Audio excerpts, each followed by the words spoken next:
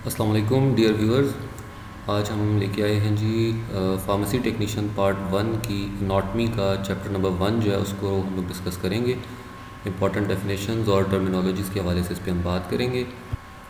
तो सबसे पहले इसका इंट्रोडक्शन है कि the word anatomy is derived from two Greek words. दो यूनानी ज़ुबान के अल्फाज ग्रीक वर्ड्स एना और टीमोस या टोमोस से मिलकर ये वर्ड बनाया गया है। एना का मतलब है जी अप यानी ऊपर की सतह, एंड टीमोस या टोमोस का मतलब होता है जी टू कट या कटिंग, किसी चीज़ को काट कर उसके ऊपर की सतह को काट के देखना कि उसके अंदर क्या चीज़ मौजूद है। Literally meaning to cut the surface और डायसेक्शन, इसका लफ्ज़ी मतलब जो है वो है किसी चीज़ को काट कर उसको देखना, उसको डायसेक्ट करना। एनाटॉमी की जो टर्मिनोलॉजी है, ये टर्म है, इसका मतलब क्या होता है जी कि बॉडी के स्ट्रक्चर का मुशाहिदा या मुआयना करना।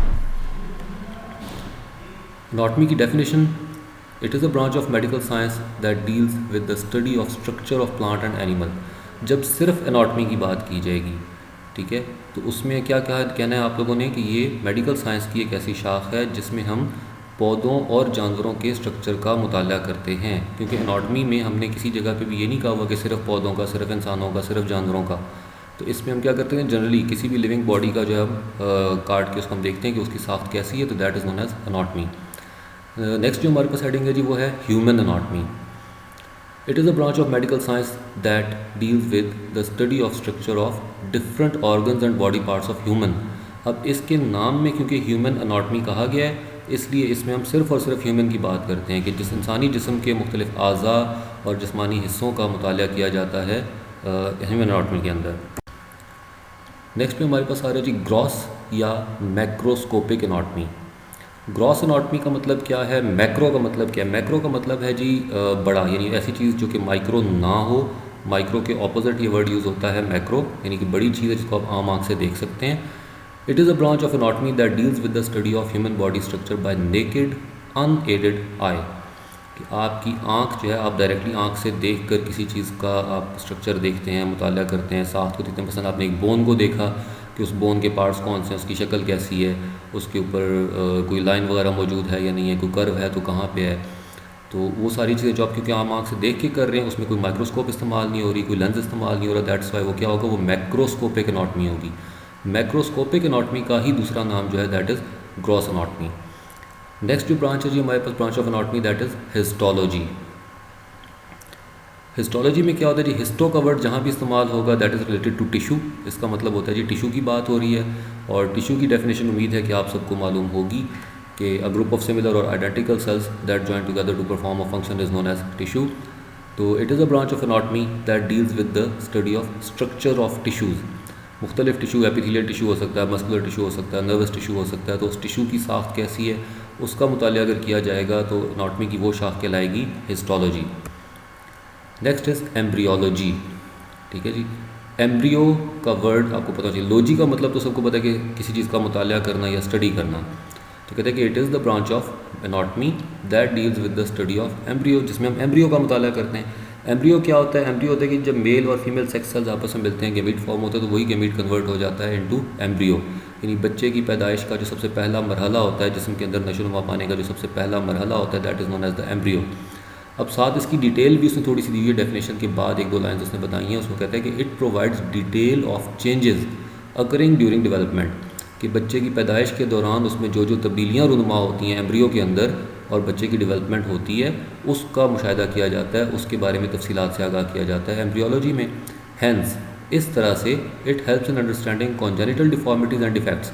कि जो पैदाइशी नकाइस होते हैं, पैदा होने के दौरान जो बच्चों में बीमारियां, नकाइस वगैरह होते हैं, माजूरी वगैरह होती है, उसके बारे में आगाही हासिल हो सकती है एम्ब्रियोलॉजी को स्टडी करके। नेक्स्ट जो ब्रांच है जी that is regional anatomy. It is a branch of anatomy that deals with the study of any specific part of the body. Region का मतलब होता है जी इलाका। तो रीजनल एनाटॉमी का मतलब क्या है कि जिस्म के किसी भी एक हिस्से, मसलन हमने कहा जी कि इंसान के हाथ के अंदर कौन से टिश्यूज़ मौजूद हैं, कौन सी ब्लड वेसल्स हैं, कौन सी नर्व्स हैं, कौन सी बोन्स हैं, स्किन की थिकनेस कैसी है, क्या क्या चीज़ है, ये सारा कुछ हम स्टडी कर रहे हैं। ये सारा कुछ क्या होगा, हैंड रीजन का मुताला कर रहे हैं। एब्डोमिनल रीजन यानी पेट के इलाके में कौन कौन से अज़ा मौजूद हैं, तो उसको हमने क्या कह दिया कि वो हमारी रीजनल एनाटॉमी, हम किसी एक रीजन की बात कर रहे हैं, any specific part of the body. Next है जी सिस्टेमिक एनाटॉमी। अब सिस्टेमिक में भी हमारे पास नाम आ रहा है, इसके नाम के अंदर ही इसका जवाब छुपा होता है। सिस्टम का वर्ड यहाँ पे रिपीट हो रहा है। कहते हैं जी it is a branch of anatomy that deals with the study of any system of a body. किसी एक सिस्टम के लिहाज से जब आप एनाटमी करेंगे तो वो सिस्टम एक एनाटमी कहलाएगी। किसी भी एक सिस्टम को आप देख सकते हैं, वो डाइजेस्टिव सिस्टम हो सकता है, रेस्पिरेटरी सिस्टम हो सकता है, यूरिनरी सिस्टम हो सकता है, एक्सक्रीटरी सिस्टम हो सकता है, कोई भी बॉडी का सिस्टम हो सकता है, नर्वस सिस्टम हो सकता है। मिसाल के तौर पे डाइजेस्टिव सिस्टम है तो हम कहते हैं कि खुराक हमारे मुंह में दाखिल होती है तो मुंह के बाद वो कहाँ जाती है, हमने देखा ठीक है जी हलक से गुजरती है, उसके बाद मतलब इससे होती है हमारे पास चली जाती है, इसोफेगस के अंदर चली जाती है, वहाँ से stomach, small intestine, large intestine और फिर रेक्टम से बाहर चली जाती है। उसके साथ एसोसिएटेड ऑर्गन्स कौन से हैं, तो ये जो हम स्टडी कर रहे हैं, एनाटमी कर रहे हैं, ये एनाटमी हमारी होगी systemic anatomy. Then is cytology. Cytoplasmic membrane का लफ्ज़ भी इस्तेमाल होता है जी, अक्सर साइटोप्लाज्म का लफ्ज़ आपने पढ़ा होगा। साइटो का मतलब ही सेल है, ठीक है, कोई भी अकेला सेल जो है दैट इज़ साइटोलॉजी।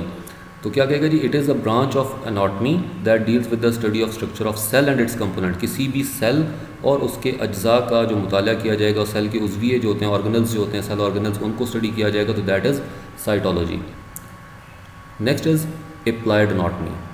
अब अप्लाई हम कब करेंगे किसी चीज़ को, कि जब किसी किस्म की कोई बीमारी हमें तलाश करनी है। It is the branch of anatomy that deals with the study of diagnosis of disease. किसी भी बीमारी को तलाश करने के लिए कि उस बीमारी का इम्पैक्ट किस चीज़ के ऊपर हुआ, उसका असर जिस्म के किस किस हिस्से के ऊपर हुआ है, किस किस चीज़ को उसने कैसे मुतासिर किया है, that is known as applied anatomy. Next is cross sectional anatomy. Cross section मतलब किसी चीज़ को काट के उसके अंदर देखना कि उसके अंदर क्या क्या चीज़ मौजूद है, आर पार उसको कंप्लीट आप काट देते हैं। कहते हैं it is the branch of anatomy that deals with the study of cross sectional part of human body. जिस्म के किसी भी हिस्से को मुकम्मल तौर पर काट के देखा जाएगा कि कौन कौन सी चीज़ किस तरतीब में कहाँ कहाँ पर मौजूद है, that is known as sectional anatomy. ठीक है जी। और इंशाल्लाह एनाटमी के सेकंड चैप्टर के बारे में वीडियो जो है वो बहुत जल्द अपलोड कर दी जाएगी। लेकिन प्लीज़ हमारे चैनल को लाइक सब्सक्राइब कीजिए, शेयर कीजिए और कमेंट सेक्शन में ज़रूर हमें बताएं कि क्या हमारी एफ़र्ट्स जो हैं उनका कोई फ़ायदा आपको है, या इस तरह की मज़ीद वीडियोज़ आनी चाहिए या नहीं आनी चाहिए। बहुत शुक्रिया, थैंक्स अ लॉट।